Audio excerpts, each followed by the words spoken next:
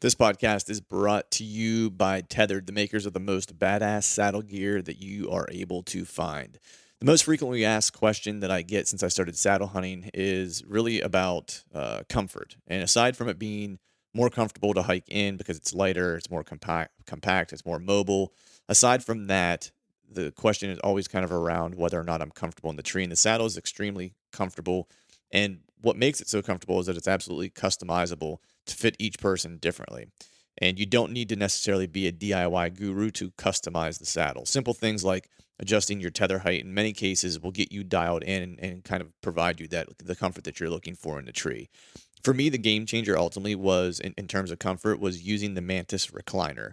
And if you don't know what the Mantis recliner is, this is a back band that goes around your back, and now they have a Gen 2 version that hooks right into your carabiner. And what it does is it provides you extra support in your back for those long all-day sits in November. This piece is extremely adjustable. And you might be asking, will this interfere with my shot whenever I'm drawing my bow? And it absolutely does not. The way it's kind of positioned and the way it fits on you, whenever you go to take a shot, when you lean up, it falls to your lower back and kind of gets out of the way of your shot sequence. So you can learn more about Tethered and all their gear at tetherednation.com, and be sure to check out their YouTube channel for a few great DIY saddle tips. September is here, which means that hunting seasons are finally officially kicking off, whether you're out west hunting antelope, elk, etc., mule deer, or if you're here in Pennsylvania where the dove and goose season has just opened.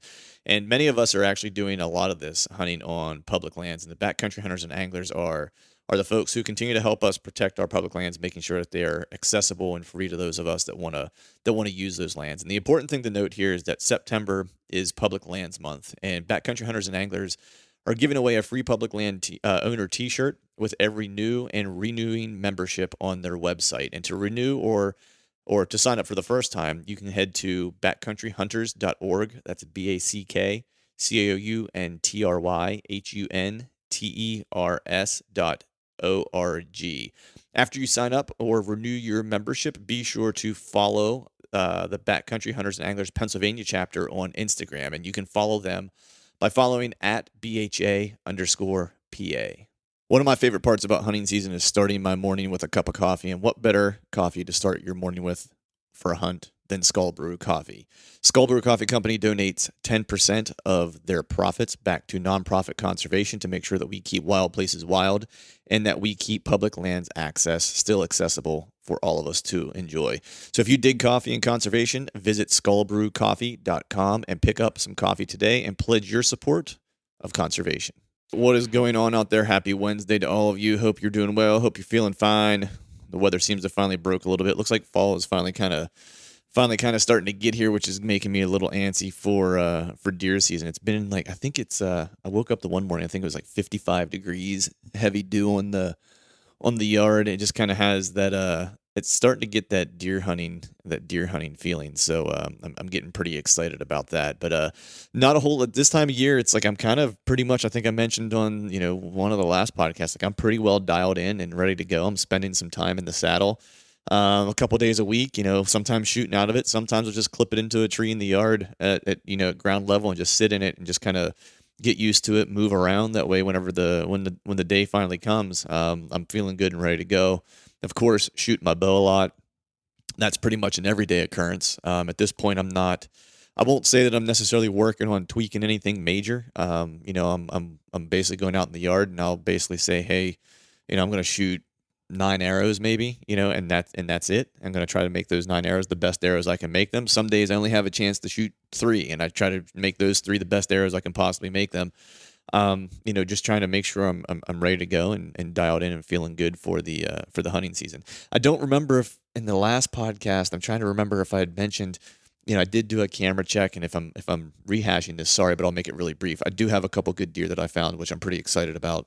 And I think, at least 2 of them I think are really huntable. And so that's good news. I did put a video out on YouTube of some of the camera checking that I've done recently. Hopefully I'll have another one that's coming soon, which will detail a little bit more of a couple of the parcels of public land that I've been checking out and some of the deer that I have on those specific properties. The bummer is, I think I had mentioned, and I mentioned this in the YouTube video that I released. I've had a couple mishaps with Oh man, I guess I'll just call it laziness. I rolled the dice on some batteries that I thought had enough juice in them, but they did not, and I got kind of screwed on that, and then also on some just placement of my camera in the swamp. It just I've gotten a lot of false triggers in there based on the sensitivity level that I had set, and then also where I was placing them. So I've been kind of playing hell with that, trying to get that figured out. But as of this podcast, I actually will be uh, going back out into the timber, into the swamp, because I'm trying to stay out of there as much as I can, which seems counterintuitive because I'm going back in there. But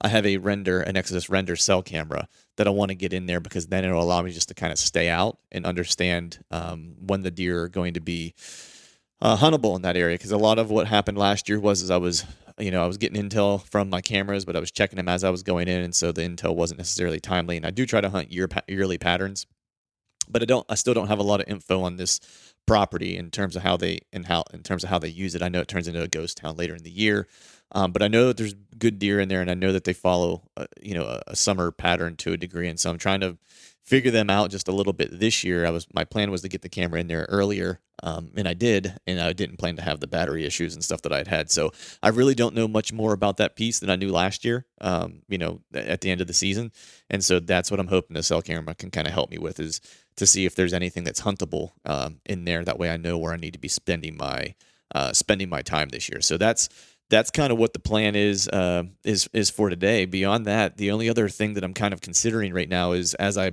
got some of this intel on one of these other public pieces and have a handful of good deer. I want to say in one spot, and I found a really good little terrain feature that's a pinch along a ditch, and it's just really thick and nasty. I have probably 3 shooters, and then one that's borderline, which I would pass this year, because he's a good looking deer, and he's a young deer, and I think he'd be a really nice deer if he would go another year or so. And there's a couple deer in there that I can hunt, so it's not as though I'm hurting for a deer on that piece particularly to try to go after. So, but at least 3 really good looking shooters, and one up and comer. So the thing with this particular area though is that I kind of figured out, and I won't say I figured out, but I have an idea of what wind is going to work the best, and it actually works pretty well for me for access and so forth for this particular location. But the one place where I kind of failed was I picked out a tree that I really, really liked, and it is a killing tree, no doubt, but they're working probably slightly the wrong wind to use that tree. And unfortunately, whenever I looked at that spot, I didn't take into consideration, this is a bad on my part, I didn't take into consideration all the kind of possible wind options I was going to have to possibly hunt in that area. So I'm not 100% sure for this particular wind where I would set up, which is kind of a bummer. So if my memory serves, and what I had seen while I was scouting through there, walking in there and checking cameras and stuff like that, the one area that I had picked out of the group of trees that I'd picked, and this is like a really tight area where you're not going to probably take a longer shot than maybe 12 to 15 yards. So there's not like there's a lot of trees in there to begin with to choose from. So what I'm really kind of considering, especially for the north wind that I think that I'm going to need to hunt this particular deer, or this particular group of deer in this terrain feature, I'm really considering going with a ghillie suit, because I think with that north wind, I think if I have to hunt the opposite side of that pinch point or funnel, I don't know that there's going to be a tree in there for me to get into. And I think hunting it from the ground might be the best option. And just in full disclosure, I haven't hunted from the ground in many, many years. It's something I've kind of been wanting to do and just haven't really had a reason to, because most of my setups have always kind of worked well to be able to be off the ground. But this is one that's kind of lending itself where it might make the most sense for me to hunt from the ground. So I might get a ghillie suit, at least a jacket, and try my hand at that this year. I think the convenient thing about, saddle hunting, not to harp on the saddle bit again, but is that I can always wear that in and carry my modded sticks that are short, and wear the ghillie suit in, and then make a decision once I get in there. If there's a good setup for me to get into a tree, I can get into a tree. If there's not, I didn't really carry a whole lot in to begin with, so I can stay on the ground and hunt from the ground. And it's not as though I've got a big ass tree stand that I'm lugging around that I got to try to stow away while I'm trying to hunt. So that's the positive. Another positive to put in your back pocket, chalk that up for a win in the column of saddle hunting. But so that's kind of my plan right now. I got a couple couple good options, I feel like, and the season for me is fast approaching. Opens on the 21st, and we can talk about this later at some point, but it's interesting because a lot of folks will talk about hunting October, and they're only wanting to hunt the evenings in October, and I kind of fell victim to that too for a lot of years, and just this year particularly, the deer that I'm seeing that seem to be killable as of right now, and some of this has to do with the fact that where I live in Pennsylvania opens earlier than much of the state, but this deer particularly is giving me an opportunity in the morning. He's passing where I need to be set up with shooting light, which tells me I'm probably really close to his bed, which I didn't anticipate. I'd anticipated that I was probably close to his bed in general, but it seems that what I'm seeing on trail camera is kind of confirming that for me.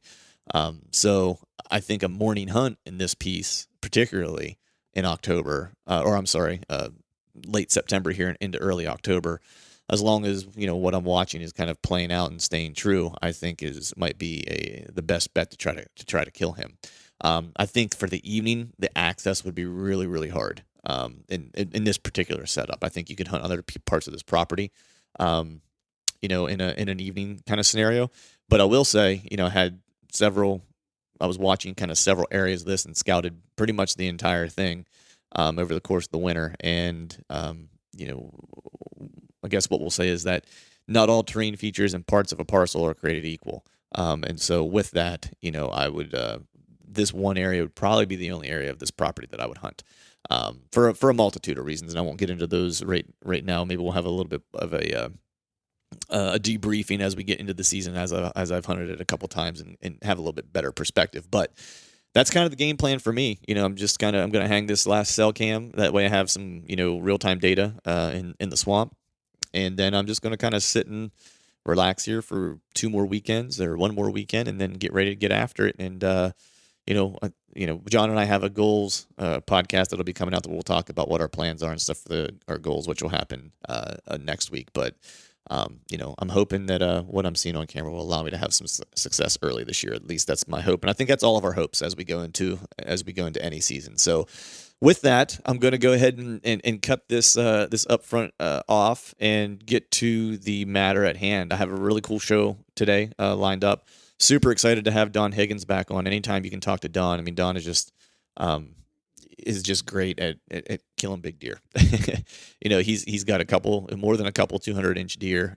He manages to get on good deer every year, it seems like, and is watching good deer.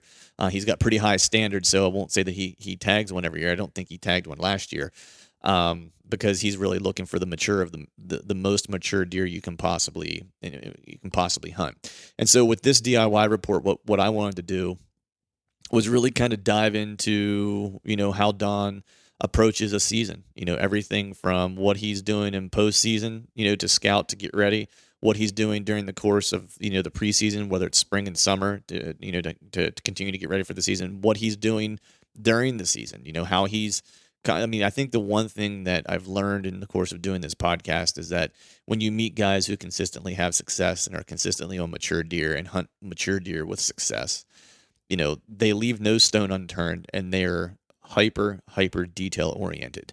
And that doesn't just mean in their scouting. It doesn't just mean like in the preseason watching trail cameras and stuff like that. It goes on into the season. And a lot of these guys, it's not just, cataloging mentally what you're seeing. I mean, a lot of these guys are keeping journals and notes as the season is going, on stands, on wind directions for specific stands, on what they're seeing in deer behavior. I mean, it is almost like a full-time job. And that is the one thing that I've consistently seen with guys who consistently kill good deer, be it private land, be it public land, be it leased land, private access, whatever type of land it is. To me, that's always kind of been the common denominator between all of them.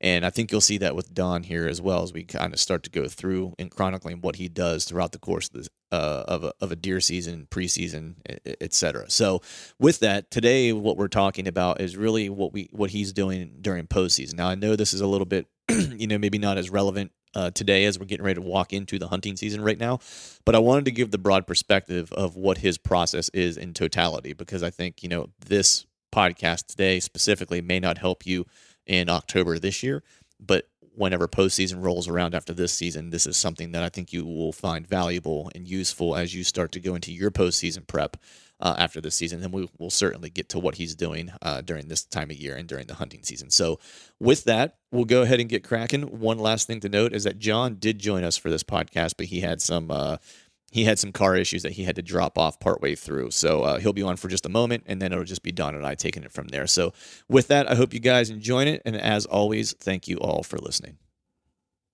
All right, folks, welcome back to another episode of the Truth from the Stand Deer Hunting Podcast. And today we're rolling into another DIY report mini-series. And this one I am joined by my two buddies. One, the man, the myth, the legend, Johnny Utah Mulligan, hailing from Iowa.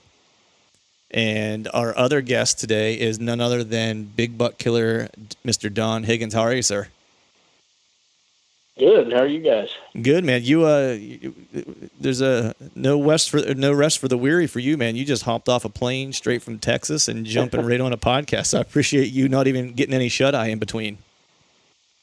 Yeah, I've been in the house all of about 5 minutes. Just walked in the door. I've been in Texas for the last 4 or 5 days.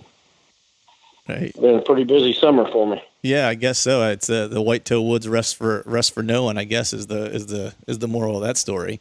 So I wanted to ask, how has your off season been so far? I know I ran into you at ATA. I don't know if you can even call what you've had an off season, because I know you've been pretty busy with your consulting work, and then I know you've been doing a bunch of seminars here too, putting on a run here during the late part of the summer. So how's the summer and the off season been treating you so far? Well, it seems like the last couple of years, I shot Smokey and Trump in 2017.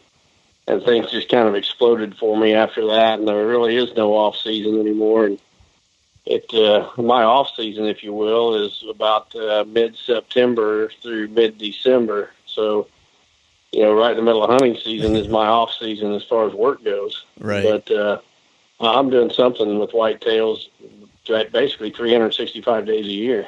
Yeah, that's good. That's good. I mean, it's always good when you can combine your work and your passions, right? Yeah, I mean, it's taken decades to get here, and I know there's a lot of young guys putting in the effort now, trying to get to the position where they can make a living in the hunting industry, especially with whitetails. But it's only been in the past couple of years that I've finally been able to make 100% of my living from the whitetail hunting industry. Yeah, I mean, and you've been at it for a long time, and you've been, a great deer hunter, an awesome deer hunter, putting down big deer for a lot of years. So it just goes to show, putting in the dedication and, having the work ethic and just kind of continuing to power through it. I think more than anything, it just proves that if you don't have a passion for it and you're in it for the wrong reasons, I don't know that you'll make it, because this industry seems to weed those folks out pretty quick. Yeah, you're exactly right. This fall will actually mark the 40th anniversary of my first buck, or my first deer kill. Wow. Back in 1979, November 16th, 1979, I shot my first deer. And, on that morning, I said it many times, my whole life changed. Mm-hmm. God lit a fire in my heart for big whitetails. It just grows hotter every year. And this will be the 40th year since I shot that first deer. That's crazy. I mean, I was not quite a year and a half old when you shot your first deer. Yeah. Well, there's a lot of guys listening to this podcast that probably weren't even born yet when I shot that first deer. I know, right? Well, that means you're just our elder statesman, and we should be paying attention to what you're saying, because you've been there, you've done that. And that's the one thing I always appreciate about you, is you're always willing to share information and divulge what you've learned over the course of the years, and we're all better for it and appreciative of it. But in the spirit of that, I want to tee up this first question. So what we're doing here, for the DIY report, this mini series it's really about big buck preparation, and wanting to kind of dive into the mind of into your mind, Don, and get a sense of what you're doing at the different times of the year to kind of prepare to try to get on a mature deer and then ultimately, kill a mature deer. But before we jump into the specifics around late season, which is where we'll start, or just that directly, post season, right after the hunting season, I wanted to get a sense from you with your consulting work that you're doing, how much does seeing different parcels of ground during the course of the planning for client properties and so forth, how much has that impacted your own hunting, and how much do you think it's actually helped you in seeing things differently?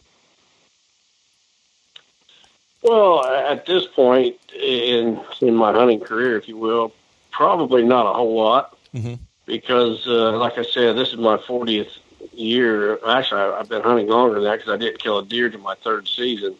So I've been hunting over 40 years, and the thing that the consulting really does is just it kind of shows me how adaptable the whitetail is because every property is different.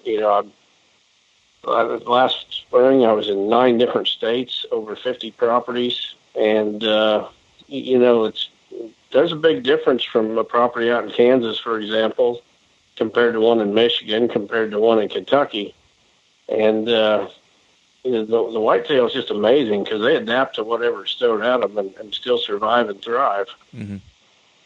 So what do you think, what's the one thing that, maybe has taken you aback over the course of the years that you noticed as far as like how they adapt, that you were just like, that you kind of marveled at? Is there one thing that kind of stood out to you, just like, man, I can't believe they are able to survive in this, or that they've changed the way that they're doing, the way they're using the wind in this particular, terrain feature or whatever, that just something that you thought was out of the ordinary that just kind of made you, kind of stand in awe of them, essentially?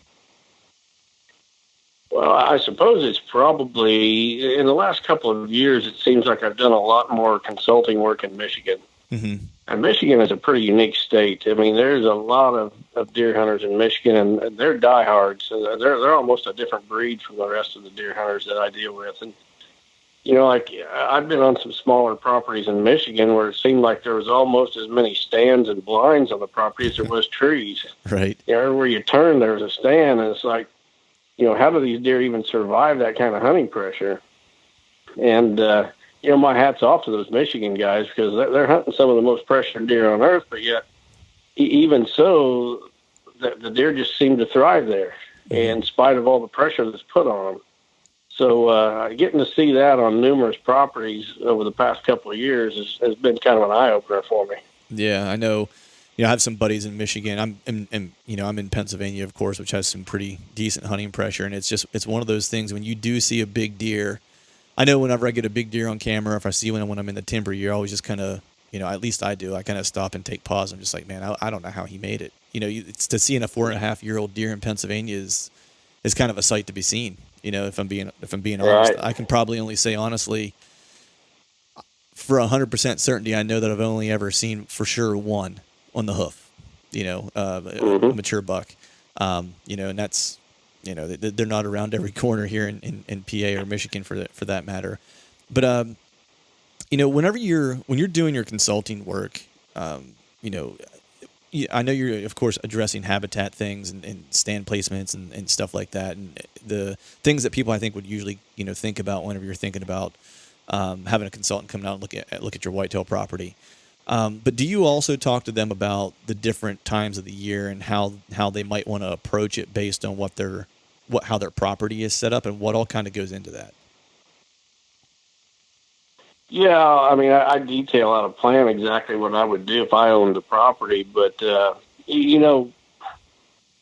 it's really easy to increase the number of deer staying on a property, and even increasing the number of big deer staying on a property. It's fairly simple. There's a lot of information on the internet, although I don't agree with all of it. There's some good information out there, but the real key, I think, is how you set that property up, because getting deer to stay on a property or increasing the number of deer or the quality of the habitat is fine, but it does you no good to do that if you can't kill the big ones once they're there. Right. So, laying out that property so that you can kill the biggest buck on it year after year after year, I think is the key that, why most of the clients that I have anyway are hiring me. Mm-hmm. And so I guess with that, I guess a lot of times, I would guess at least, you're focusing on what are those improvements that are going to be most beneficial around that, fall hunting period time versus, summer or late season or what have you. Because I imagine a lot of folks, and correct me if I'm wrong, but there probably is a lot of folks that are working with like back 40s and stuff like that might be they're not dealing with 1,000-acre tract of land. You know what I mean? They may not be able to guarantee that buck lives 100% of the time on that property. Is that a fair assessment? Yeah, I would say probably my average client has 80 to 100 acres, and I've done a lot of 40-acre properties. Mm-hmm. And, but the key is, and I tell all my clients this, if you want to kill big bucks consistently, you absolutely have got to hunt them on the properties where they spend their daylight hours, where they're bedding. Mm-hmm. If you're just one property off from where they're bedding, I think your odds of killing that buck are about 10% what they are if you would be hunting on the same property where they bed. Right. So the first thing we want to do is we want to create a situation where that buck feels safe bedding on a client's property. Mm-hmm. But then we want to design that property in such a way so that once we get that buck bedded there, then we can kill him. Right. It does no good for him to be in a sanctuary and stay there all day. And, when it gets dark, walk out onto the neighbor or something. We need the property set up in such a way that once he's there, he can be killed. Right. It kind of encourages daylight movement and so forth. Feeling safe, has all the essentials that he needs to survive and feel safe. So he's more apt to get up. Is what is the goal there? Right, and I'm not thinking that those deer are going to get up, especially you go into a heavily hunted region, Michigan or any other state, where the property or the area has experienced heavy hunting pressure. A buck that's lived very long and survived to maturity, he's not sticking his head out of the brush most of the time when the sun's up anyway. So right.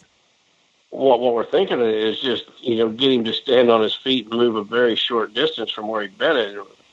And I think that's a big misconception when you get on the internet. There's these other consultants that are throwing out these elaborate plans, and I call it the big buck merry-go-round, where he gets out of his bed and he waltzes over and checks out this plot and walks behind the screening cover and pops his head out and looks into the other plot and then marches through the doe bedding area, and it's almost like a big buck merry-go-round. And it sounds good on paper, I guess, but in the real world, it rarely works. And we want a buck to bed on a property, feel safe bedding there, and we just want to set it up so that when he does stand up before dark, and most days he's not going to, but on those days when he does, he's going to probably move in a direction and under a situation where we can take advantage and get him killed. Right. So I think with that, it's good to transition into our first, topic of, big buck preparations here, so the scenario here is essentially, hunting season has just ended, late season's over, archery season's over. And, we're all kind of, well, if you're me, you're licking your wounds from the past season from taking your lickings. If you're other folks, maybe you're taking pictures and celebrating a little bit, but so the season has ended. Maybe, you filled a tag, maybe you didn't. What are you doing immediately after your hunting season is over to start to get a jump on preparations for the following year? Well, actually, I'm always preparing for next year. And probably the attention to detail is what separates me from the average hunter, I guess. Mm-hmm. And because during hunting season, when I sit in a stand, I'm taking notes. If whatever I need to do to make that stand the very best it can be. And I used to actually carry a pad of paper and a pen and a Ziploc baggie in my pack, and I would write notes. But today I'll use my iPhone. I'll take notes and I'll go home and I'll transfer them onto a document on my computer. So when season ends, I've got a list of work that I need to do during the off season, and I'll have each stand by name, and then under that stand name I'll have the list of things that I need to do at that stand to make it the best it can be. Maybe I need to trim a branch or drop a tree over a trail that's just out of range, or cut a hole in a fence or whatever. But my time is so critical and crucial to me at that time of the year. I mean, I just don't have spare time because I'm doing the consulting work. So, I'll refer back to that list, and whatever stand I'm going to work on that day. I know every piece of equipment, whether a chainsaw or whatever, that I need to take with me. and what I need to do. And I'll even make that list on my phone, on my iPhone. And once I get to the stand, I'll check them off as I do them. Clear the branch to the southeast of the stand and cut a hole in the fence, just whatever needs to be done. I've got everything with me to get it done in one trip, and then I'm ready for next season.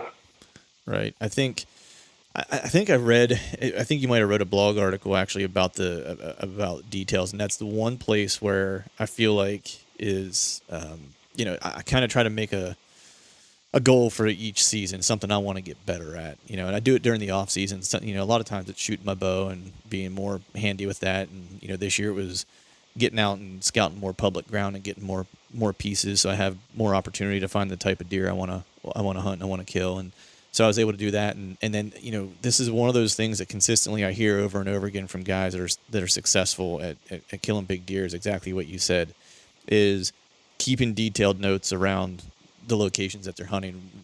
When they see deer, what direction are they coming from? What direction is the wind coming from? And you're getting down to the details of like, how do I even sweeten that spot to make it even better, right? So it goes beyond the deer and the weather and all those things. It's down to like the tactical stuff of like, these are the things and the upgrades I need to make for next year, right?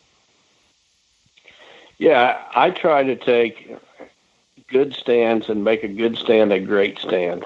Mm-hmm. I want to, and the best time to do that is if you're sitting there hunting, mm-hmm. you just think about what can I do to make this spot even better than it already is. Right. It might be clearing a food plot next to it, or, it may be blocking off a trail that's just out of range. But I just sit there and I study the situation and what can I do to make this the very best it can possibly be. And then I come in the off season, I get it done. Right. So, during the winter, right after the season, do you get out and do a lot of I mean, I know you have a pretty tight schedule and so forth, but do you prioritize getting out and walking your properties, doing some scouting, just kind of reaffirming where you think the sign should be and maybe doing a little shed hunting? Well, years ago I did a lot of that. Anymore, I feel like, especially the properties I'm hunting, I'm not hunting big properties. And that's probably a misconception a lot of people have about me. They think I've got big manicured properties and leases and everything else. The interesting thing is 3 of my 4 biggest bucks were not killed on properties that I own or lease. They were killed on properties where I just knock on doors for permission. And most of those are smaller properties. Most of them are overlooked by other hunters. It might be just a fence row out in the middle of nowhere or something like that. So, the main thing I'm trying to do is get away from other hunters, get my stands ready way ahead of season. But by the time things green up in the spring, I want all of my stands ready to go. Mm-hmm. Like right now, a lot of guys are getting their stands ready, and you see it on Facebook or wherever that, guys are going out hanging their stands or whatever. Mine's been in the woods for about 4 or 5 months now. They're set, they're ready. Right. And I think that's a huge thing because these guys are going out and they're alerting the deer. They're leaving scent, whether if they think they are or not. They're disturbing the woods, and I want that disturbance as much ahead of the season as possible. So I'm doing it in the late winter, right after season closes. I'm getting my stands ready for the following season. Right, John. Did you have a question you want to jump in with? Yeah. So my question for Don is on, when you're planning out and you're thinking about where you want to have stands for the following season or where you want to have blinds and things like that, how many stands or do you keep 1 or 2 hang-on stands and a set of sticks on standby for some change or something you observe during the season where you might want to make a change without necessarily tearing down a set? You just want to go in fresh and hang a new set for a kind of hang and hunt surprise attack. Yeah, I do some of that. I mean, every season I'm hanging some stands during season. It doesn't happen a whole lot, to be honest. Mm-hmm. Most of the time, I mean, you can be successful doing it, no doubt about it. But I want the element of surprise on my side. I don't want to slip in one day and hang a stand and, cause some disturbance. I think the sneakier you are, the better your odds for success. I'm sure that I've bumped a lot of bucks putting stands up during the season and ruined my chances. The spot I picked may have been perfect, but just the disturbance I made hanging that stand might be enough to bump that buck and make him change his pattern just a little bit.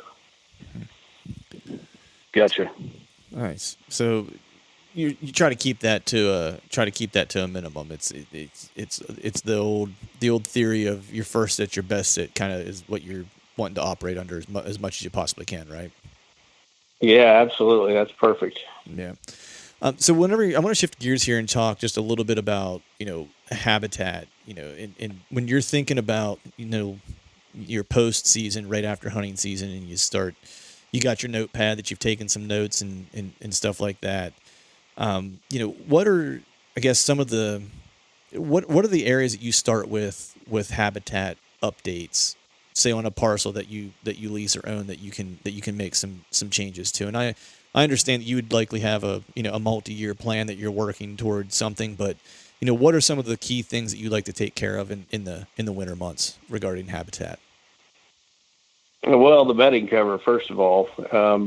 Like I said earlier, if a buck's not bedding on the property you're hunting, your odds of killing him are 10% of what they are if he is. So on my own property, for example, each winter I'm getting in there with a chainsaw and I'm enhancing part of that through, cutting trees that are of species or that have no wildlife benefit, or maybe they have poor branch structure, so they're never going to have timber value.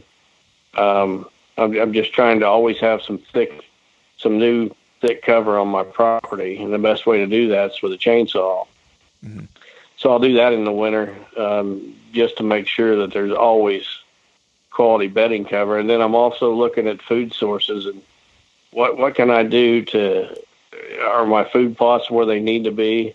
And at this stage of the game, they are. But, earlier, 15, 20 years ago when I was starting on this property, there were situations where I had planted trees and I went in and decided I needed a food plot there. So I was cutting down trees I'd actually planted. And vice versa, I went into food plots and that I'd cleared and turned around and replanted them to trees because that was the wrong spot. And, I think that's the big thing when it comes to hiring a consultant. What are you gaining? Well, you're gaining a bunch of years on the learning curve. Right. Instead of taking 10 years to get to a certain point, maybe you can do it in 3. Right. And so that's the kind of things that I'm doing. Nice.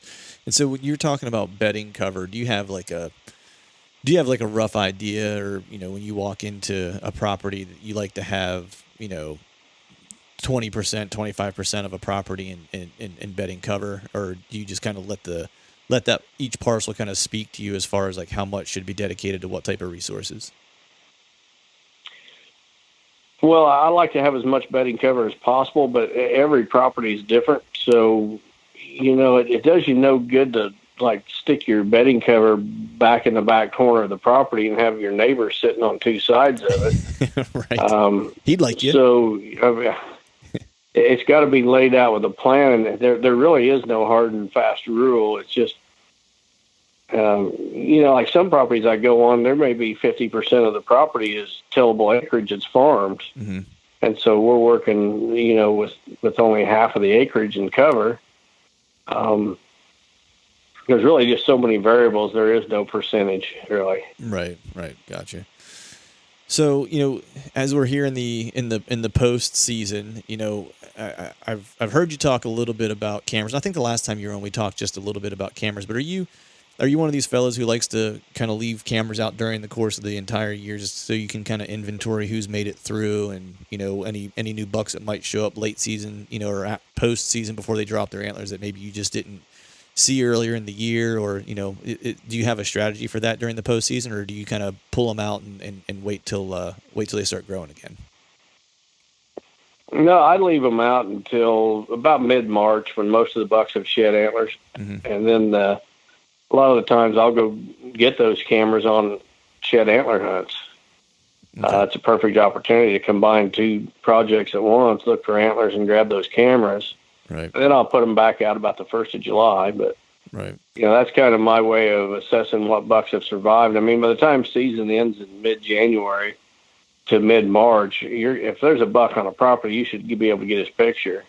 So it gives you a real good handle on which bucks have survived and should be around for the next season. Right.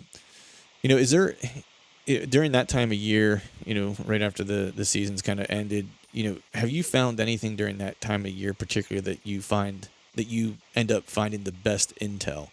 So I guess as an example, this time of year, right after hunting season, there's a long lead time till the next hunting season comes up, so maybe that's a good time to start walking through your bedding areas that you usually would stay out of typically, so you can kind of go in and see, is the sign laid down where you thought it should be laid down, and just kind of start checking out those sanctuary, quote unquote, areas, or is there something else that you kind of try to prioritize or want to learn during that time of the year? Well, I do make about one trek a year through each sanctuary, and I usually try to do that when I'm gathering up the trail cameras and doing the shed antler hunt. Mm-hmm. I think, a big buck's number one desire is freedom of human intrusion, seclusion. Mm-hmm. And it doesn't matter if you're stomping through his bedroom in March or November, he don't like it. Right. So, I'll do it once in the spring on a shed antler hunt, and then I stay out. I'm not in there in the fall, and I'm not in there the rest of the summer or anything else. So, there's really nothing that it's kind of like I've advanced to a point where I can look at a property and pretty much know where I need to be to kill the deer. Right. Any deer living there.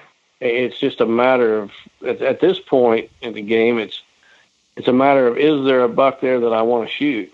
Right. I spend more time covering lots and lots of ground with trail cameras trying to find a giant to hunt, right, than I do actually hunting them, because once I've found them and I've got permission where I need to be, then it's usually a matter of getting those stands ready in the late winter months, right, staying away, and then when it's time to hunt, get in there and get it done. Right. And do you, I guess, have you ever located, I guess, one that popped up on you in the winter that you found on a trail camera check when you're pulling your cameras, where you're like, all right, there's a dandy that's going to be the guy on my list, or do you typically locating these deer at other times of the year aside from directly post season? By the time postseason rolls around, I pretty much know every buck on every farm I've got permission to hunt. It's just a matter of determining which one survives. Right, right. Just confirming with a photo that they're still alive. Right. And I can't recall a single instance when I had a mature buck that I wanted to target show up in the late season that wasn't there before. Right. And so with your cameras, then you're really playing kind of the long game then with your cameras, right? Over the course, like you're playing annual data versus, year to year data, right? On a deer. Absolutely. Yeah. It's that's the thing. By the time I'm ready to shoot a buck, an individual buck, I've probably been watching him for a minimum of 2 years, if not 3 or 4, in some cases 5, 6 years. Trump, for example, he was 7.5 when I shot him, and I had pictures of him every year since he was 2.5. You just never know which of those bucks that you're watching is going to explode and be a giant. So, I've got trail cameras of dozens and dozens of bucks each year, right, that I'm keeping an eye on, and some of them get shot, and some of them never amount to much, and occasionally one will explode and be a giant. Right. So, I know, it's one of those things. It's funny when I get a chance to talk to you on the podcast, or whenever I run into you, in person at a show. It's and a couple other buddies that I have who are really good, accomplished deer hunters. It's they know where the deer are at before just looking at a property, right? And I'm one of those guys who's not there yet, right? And I think there's a lot of guys out there that aren't there yet. So for those of us that maybe haven't quite hit that point yet, if you were to give a piece of advice for just post-season scouting, so right after hunting season's over, what would your one piece of advice be, or what would you suggest they do during the postseason if they were going to do, focus on one thing to try to get better for the next year during that time of the year? Well, if you want to kill the biggest, oldest bucks out there, you got to change the way you play the game. And I think most deer hunters, they get hung up on sign. They want to see sign. They want to see sign in front of where they put their stand. But mature bucks, when I'm looking for stand locations, I'm basing it on terrain and wind. You know, the terrain tells me where my stand needs to be, where that buck is likely to travel through, because a lot of times they don't come through on a beat down path. But terrain will funnel them through certain locations. So the terrain is telling me where to put my stand in the wind direction. He's not going to come through those spots when the wind's wrong. Mm-hmm. So you got to kind of combine the two, and the terrain's telling you where to put your stand, and the wind direction is telling you when to hunt there. Right. Now, and it's really hard to explain, but as you see it a couple times, you know, I've said before, it's like each mature buck you kill gets a little bit easier than the one before, a little bit easier. And then when you reach a certain point, it's almost like you can look at a piece of property and know, even though there's not sign there may not even be a single rib there. It might just look like, you know, woods with no deer sign whatsoever. But when you see it, it's like the light goes off. There's where I need to be. Right. Yeah, it's funny you say that, because I was reading I was reading this book, because that's one of the things, again, we were talking about just trying to get better. You were talking about details earlier. And so one of the details I was trying to get on this year more so is just I wanted to be more confident in my topo reading. You know, it's like I can look at a map, I can read it, and I can figure out some terrain features and stuff like that. But I wanted to start to be able to do exactly what you were kind of talking about, and understanding, all right, this terrain feature here, and this is how the wind's going to play with it, and this is, you know, the wind that's probably going to be the most, you know, huntable wind opportunity, right? But the interesting thing that you just said, which, you know, didn't dawn on me until I was reading this book and then talking to other guys like, you know, like yourself, was just a lot of times when they're looking at terrain features, the terrain features that they're hunting don't even have sign in them. Like they're vacant of sign. And right. the one thing that they were mentioning, and I'd be curious to get your perspective on this, is they'll find sign a little ways away from the terrain feature. So they're looking for sign that is around the terrain feature, but they're looking for it as like as almost like a light pole to say, hey, there's big deer activity here, and they're going to have to use this terrain feature if they're going to go to, you know, the area where you think there's doe bedding or where there's, you know, buck bedding or whatever the case might be. So versus hunting the sign, hunting the terrain feature nearest the good sign, I guess is what their approach was. Is that something that you kind of subscribe to as well? Yeah, absolutely. I mean, you want to see sign on the property. You just don't have to have it right in front of your stand. Right. And I think that's where a lot of deer hunters mess up. They want to see a beat down path and giant rubs right in front of every stand they put up. Right. And a lot of that sign's made at night. And when those bucks come through, a lot of times they're not on the beat down path. Right. Yeah. Awesome, man. Well, I think that's for this particular segment. I think that's the last question. I think we covered, at least, you know, in part what you like to, you know, how you like to approach the off season. So we'll shut this one down and get ready for part number 2. Sound good? Yeah, sounds great. All right, folks, that is a wrap for today's show. I'd like to thank Don for joining. Be sure to check out Higgins Outdoors, his website, and then also Real World Wildlife Products. That is where you can find all of his seed products, mineral, etc. Don also has a podcast that's starting this fall, so I'd definitely be on the lookout for that, because you're definitely going to want to check it out.